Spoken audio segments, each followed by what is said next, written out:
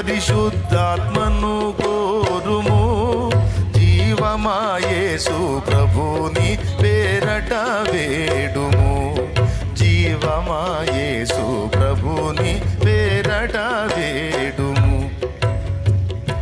అందుకే దావీదు అన్నాడు, దేవా నీ ధర్మశాస్త్రమందు ఆశ్చర్యకరమైన సంగతులు చూచున్నట్లు నా కళ్ళు తెరువయ్యా అన్నాడు.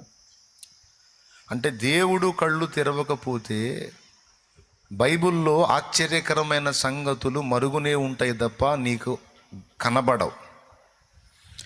బైబిల్లో మరుగై ఉన్న ఆశ్చర్యకరమైన సంగతులు నీకు బాహాటంగా బహిర్గతం కావాలంటే పరిశుద్ధాత్మ నీ కళ్ళు వెలిగించాలి. దేవుడే నీ హృదయాన్ని తెరవాలి, మనోనేత్రాలు విప్పాలి. లూకా 24లో అంటాడు, ఆయన మనతో మాటలాడుచుండగా మన హృదయము మనలో మండలేదా? అక్కడ అంటాడు, లేఖనములను గ్రహించున్నట్లు ఆయన వారి మనస్సును తెరచెను అని ఉంది. చూస్తారా? చూసి అండర్లైన్ చేస్తారా? భలే మాట అది. బైబిల్ చాలామంది చదువుతారు, కానీ పరిశుద్ధాత్మ లేకుండా మానవ జ్ఞానంతో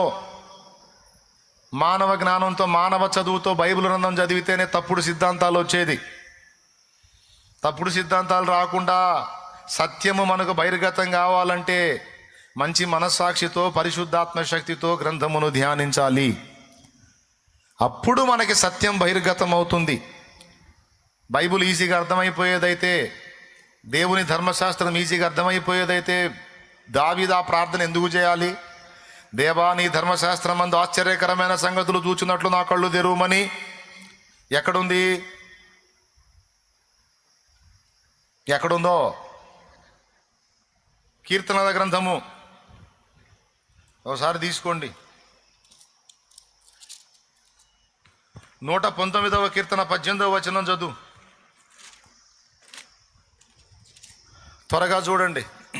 నేను నీ ధర్మశాస్త్రం నందు ఆశ్చర్యమైన సంగతులను చూచున్నట్లు నా కన్నులు తెరువు. అద్దుగో, మానవాళి జ్ఞానమే వైభవమొసగే రత్నమే.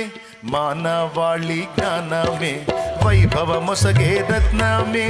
మార్గం చూపే దీపమే మాది మంతలు మెచ్చెడిదే నయ. వేద పుస్తకమా, వేద పుస్తకమా, వేద పుస్తకమా, వేలలేని నిధి నీవే. వేద పుస్తకమా, వేద పుస్తకమా.